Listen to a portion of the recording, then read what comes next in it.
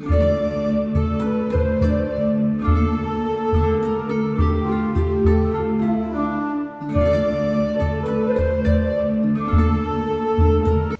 researching folklore from the border country between Shropshire and Wales, I came across a fascinating publication by Wirt Sikes, 1880, British Goblins, Welsh Folklore, Fairy Mythology, Legends and Traditions.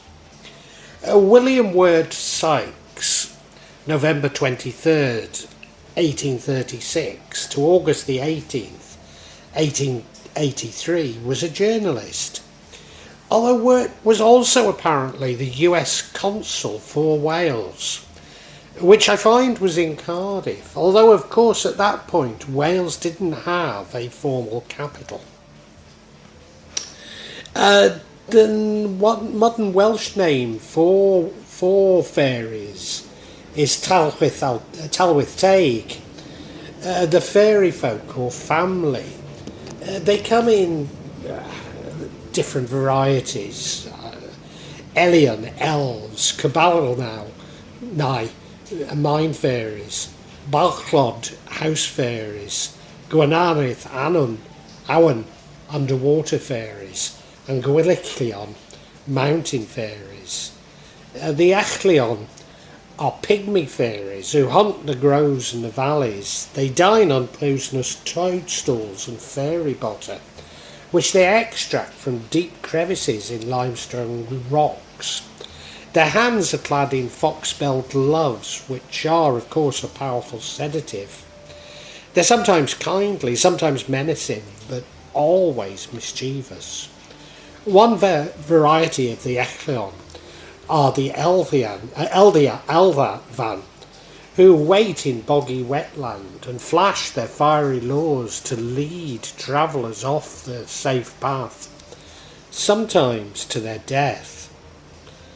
And this seems to be the same as what Charlotte Byrne described as the will-o'-the-wisp.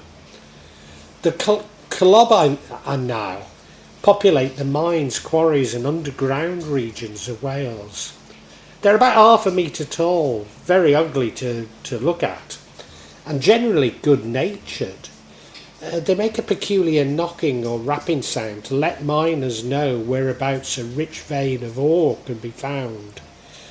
The word Coblyn therefore means both knocker and sprite in Welsh. In 1874, the Oswestry Advertiser reported that strike action had been threatened at Kevin. A woman working as a messenger at one of the collieries commenced her duty each morning, greeting many miners going to work. Some of them considered it a bad omen to meet a woman first thing in the morning. They therefore threatened strike action unless the woman was dismissed. The Bwbachod are friendly goblins who help with chores at the home or on the farm. But to enlist their help, one must make a good fire last thing at night and leave a bowl of cream out for them to drink. It also means drinking of a good deal of ale, as the Bwbachod hate teetotalers. The Gwragedd Annwn are female fairies of the streams and lakes, particularly the isolated lakes of the high mountains, where they serve as interpreters between this world and the lower one of Annwn, the shadowy domain presided over by Gwyn ap Nudd, the king of the fairies. The Gwyllion are female fairies. They haunt the lonely roads of the Welsh mountains. Like the Ellylldan, they have a habit of luring travellers away from their safety. In stormy weather, they will sometimes knock at the door and ask for refuge by the fire. To refuse them will likely result in great harm. Now, much of this fascinating book actually focuses on South Wales. And despite South Walians believing the north to be the land of the fairies. So what I've done is I've extracted those parts of North and Mid Wales folklore when it's relatively close to the Shropshire border. But least you should believe I'm discriminating against South Wales. Let me assure you that I went to Cardiff University and have a wonderful time in the city, many happy memories, especially at the Casablanca. So if you're listening and would like me to extract stories from South Wales or deeper into Mid and North Wales, please let me know in the comments.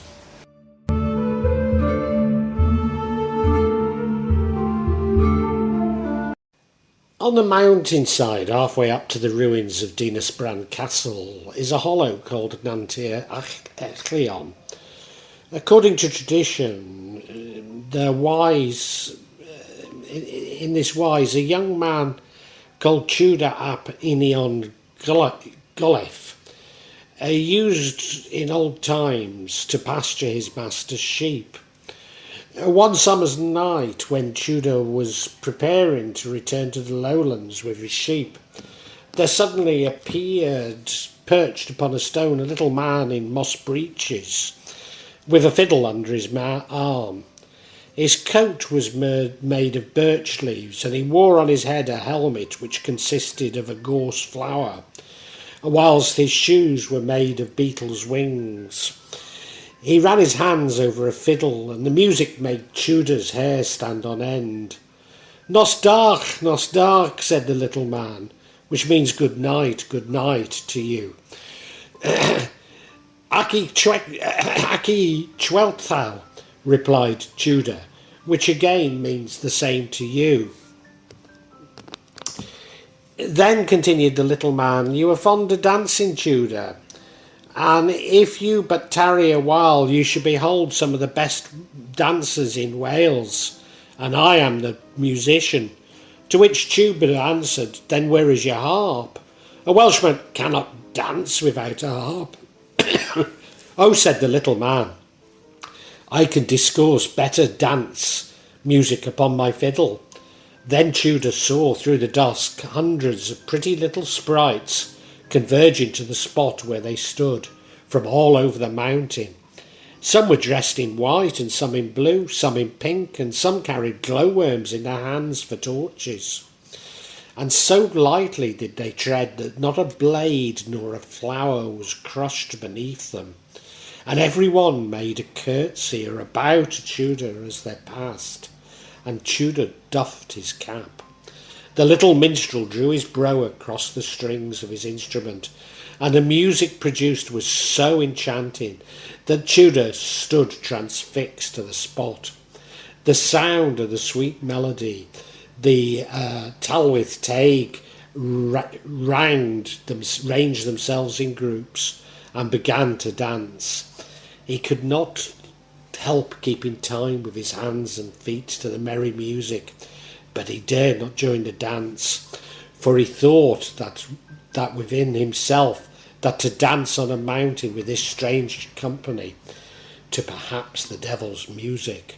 But at last he found that he was bewitched, joined the sight of the capering Ellyllon. Now for it then, screamed Tudor, as he pitched his cap into the air, and under the excitement, play away, old devil, brimstone and water if you like.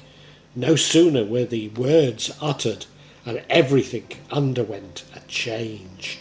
The gorse blossom cap turned in from the minstrel's head, turned into a pair of goat's horns, branched out instead. His first face turned black as soot, a long tail grew out of his leafy coat, while cloven feet replaced the beetle-winged shoes. Tudor knew that he'd done wrong, but he could not resist the dance. The fairies shifted into a variety of forms. Some became goats, some became dogs, and some assumed the shape of foxes, and others that of cats. The dance became at last so furious that Tudor could not make out the dancers. They reeled around him with such rapidity. Tudor danced as he could not stop. The devil's fiddle was too much for him, as the figure with the goat's horns kept pouring it out with unceasing vigour, and Tudor kept reeling around in spite of himself. The next day, Tudor's master ascended the mountain in search of the lost shepherd and his sheep. He found the sheep at the foot of the Fron, but when ascending higher, he saw Tudor spinning like the mad in the middle of the basin known as Llanrhaiadr-yn-Mochnant. The master muttered some pious words and broke the charm, restoring Tudor to his home in Gwyllion, where he told his adventure for many years. Such stories, of course, are quite common across all of Northern Europe, often with the human being enchanted for many years, returning to his family, now all grown up.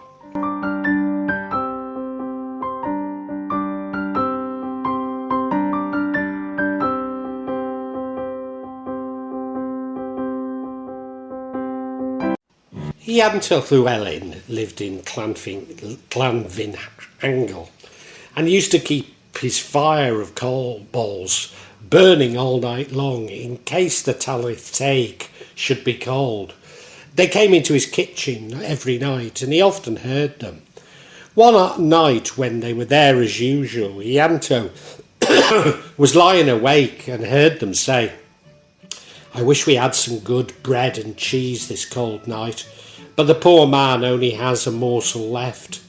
And though it's true that it would be a good meal for us, it is but a mouthful to him, and he must starve if we took it." Ianto cried out at the top of his voice, "Take anything I've got in my cupboard, and welcome to you." He then turned over and went to sleep. The next morning, when he descended into the kitchen, he looked into his cupboard and found the finest cheese he'd ever seen and 2 loaves of bread on top of it. "Varieties," cried Ianto, waving his hand towards the wood where he knew the fairies lived. "Good luck to you. May you never be hungry or penniless." And there was a lucky shilling on the hob. Every morning after this, when Ianto got up, there was a new shilling on the hob. After that, Ianto Llewellyn never did a stroke of work. He'd had enough to keep his wife in ease and comfort, and even got the name of Lucky Ianto. Betsy, his wife, was determined to know where all the money had come from, and gave the poor man no peace. "Well now, waft," she cried, which means nine shames to you, to have a bad secret from your own dear life. "But you know, Betsy, if I tell you, I'll never get any more money." And she said, "Then it's the fairies." "Oh," he said, "and then that means, bother it all, yes, it is the fairies." With this, he thrust his hands down into his breeches pocket in a sullen manner and left the house. He had 7 shillings in his pockets up to that minute, and as he went feeling for them in his fingers, they were all gone. In place of them, some pieces of paper, fit only to light his pipe, and from that day the fairies brought him no more money.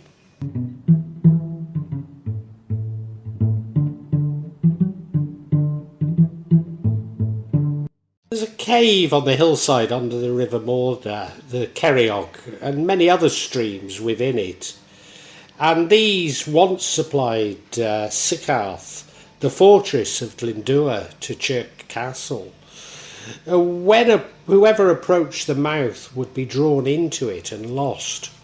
The locals had a thorough respect for this tradition, proven by the fact that all around the dangerous hall the grass grew thick. Even animals feared the spot. A fox being chased by the hounds once turned around on approaching it,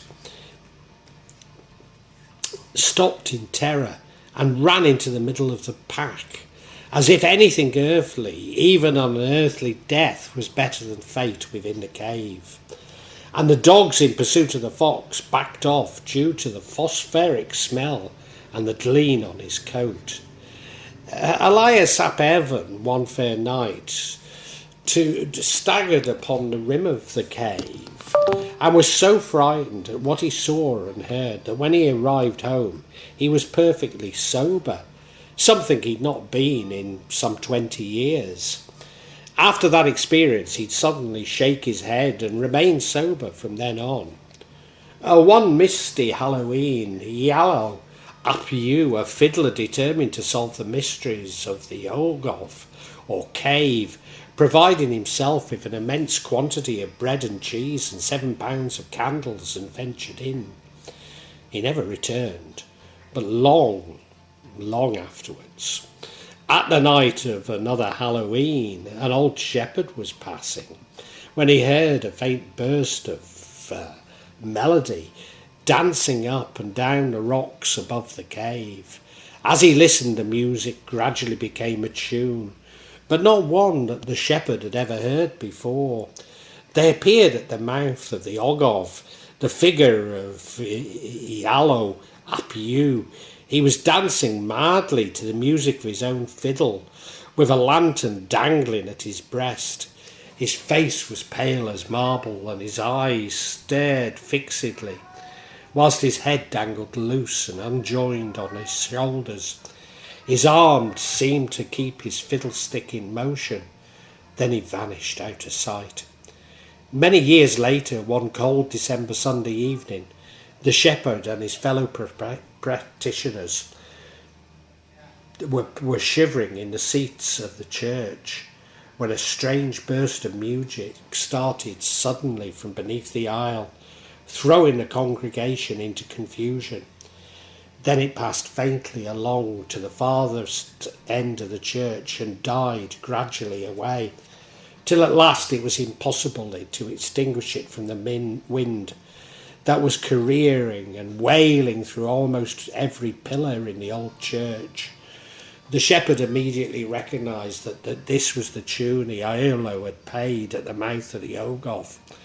The parson of the parish took it down from the old man's whistling, and to this day, if you go to that cave on Hallow Eve and put your ear to the aperture, you may hear the tune of Farewell, Ned Pugh. And now I seem to recall this was a popular tune with the Welsh miners from the last century.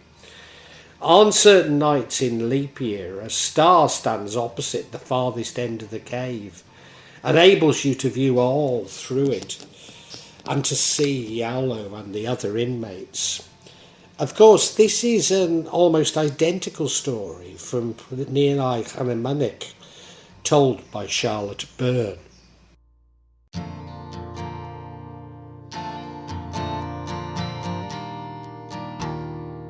Close by Llanrhaiadr-yn-Mochnant, Reverend Pennant turned up a small valley to the right in order to pay his devotions to the shrine of Saint Monachella. She was the daughter of an Irish monarch who had determined to marry her to a nobleman of his court. The princess had vowed celibacy.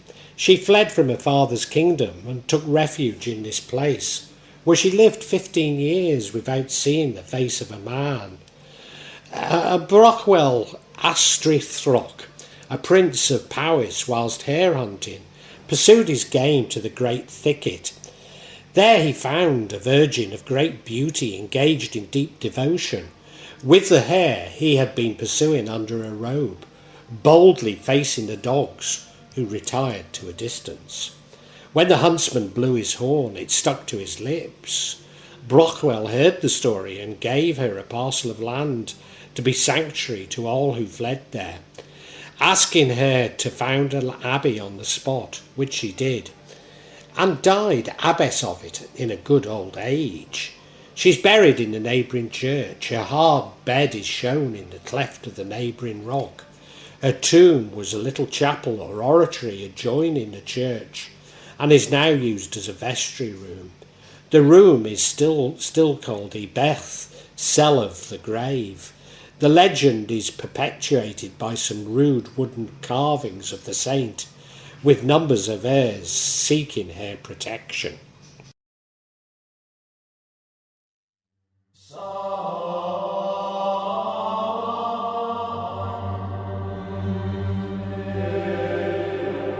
phantom horseman was encountered by Reverend John Jones of Holywell.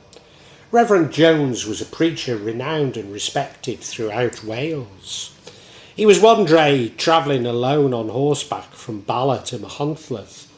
As he was approached a forest by a murderous-looking man carrying a sharp sickle. The minister, having met this man at the village inn at Llanrhaiadr-yn-Mochnant, where the minister had exposed his watch and purse, believed the man therefore intended to rob him, maybe even to kill him. When the man concealed himself at the place where the hedge was thick and the gate crossed the road, feeling sure that he would be attacked, he stopped his horse to gather his thoughts. There was no house in sight and no road, and the road was hidden with high hedges on either side. So he bowed his head and offered up a silent prayer. His horse, growing impatient of delay, started off. By his side was a horseman in dark dress, mounted on a white steed. It was inexplicable. He did not speak. He continued, intently gazing in direction of the gate, now about a quarter of a mile ahead. The robber emerged and ran across the fields to the left, putting away his sickle as he hurried along, clearly frightened by the man in black.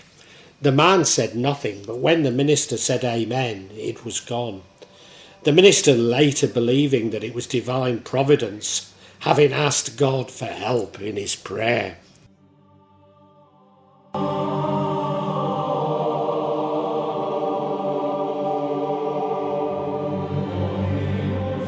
Pennant, while travelling in North Wales, came across the story of Thomas Middleton, who practised the Irish howl or the Scotch chronic. It was a meeting held in a room where the corpse was living on the night before the funeral. The Irish cry, "Why did ye die?" is replaced by the pious appeals to heaven, in which great and strong emotion is expressed. On the day of the funeral, however, beer drinking was the Welsh practice, indicated by the proverb, "Claddu a mawr ach at a carach," to bury the dead and to the beer. After taking a coffin out of the house and placing on a bier near the door, it was customary for one of the relatives of the deceased to distribute bread and cheese to the poor, taking care to hand it to each one over the coffin. These poor people were usually those who'd been busily engaged in gathering flowers and herbs to place in a coffin. Sometimes this meal was supplemented by a gift of a loaf of bread or a cheese, with a piece of money placed inside it. After that, a cup of drink was presented, and the receiver was required to drink a little of it immediately.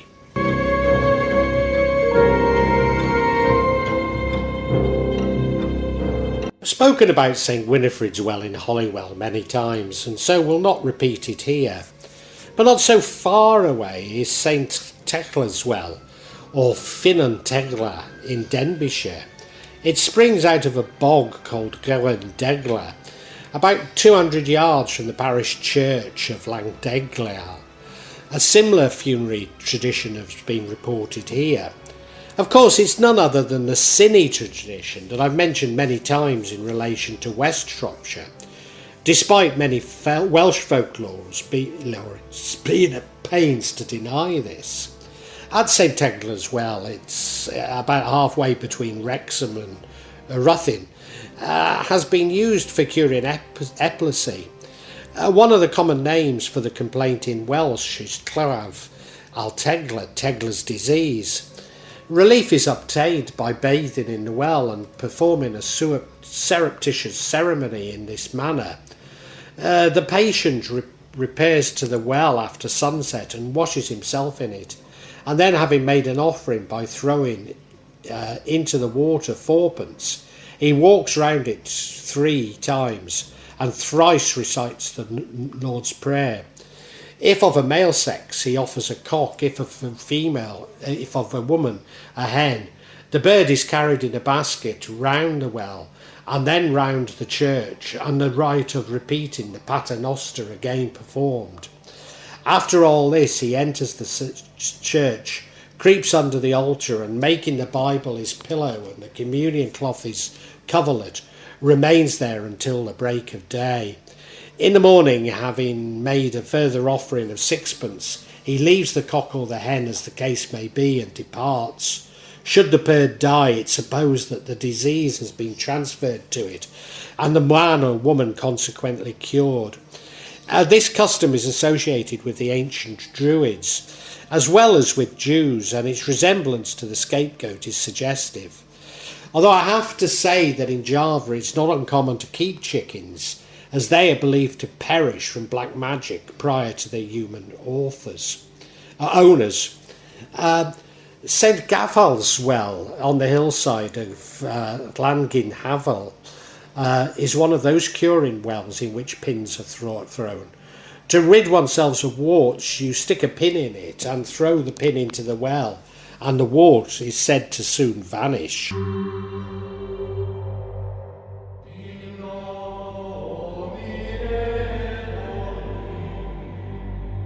Arian al-Rai, or spade money, as the gravedigger rubs the soil off his spade, extends it for donations and receives a piece of silver from each in turn, which he also pockets. At Llanrhaiadr-yn-Mochnant, the gravedigger would clean his spade with the palm of his hand and blowing the remaining dust, then with due gravity presenting the polished spade, first of all to the cafenophied next of kin, and then the mourners one by one, giving all of them the opportunity of showing their respect to the dead by giving the clerk the accustomed offering. At times the gravedigger Arnhen Gwragedd, then collecting the offering, rather than go around the grave to the people, but reach his spade over the grave. The spade itself was subject of terror to superstition, for if the gravedigger shook his spade at any one, they would fall under the influence of the spade. Had the sexton shook his spade at you, was the question often put to a person in bad health. Burials without a coffin were common in some parts of Wales. In Montgomeryshire they were called cadach diopen, or cloth with two heads.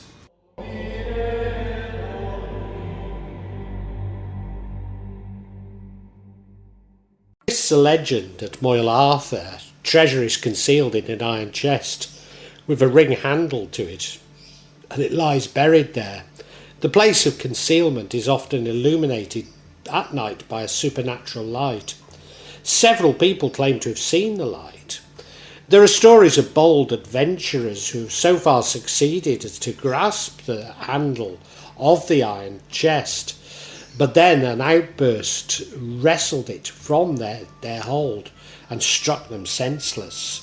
Local tradition points out it's a place of residence of an ancient prince, and as a spot charmed against the spade of the antiquary. Whoever digs there is always driven away by thunder and lightning and storms.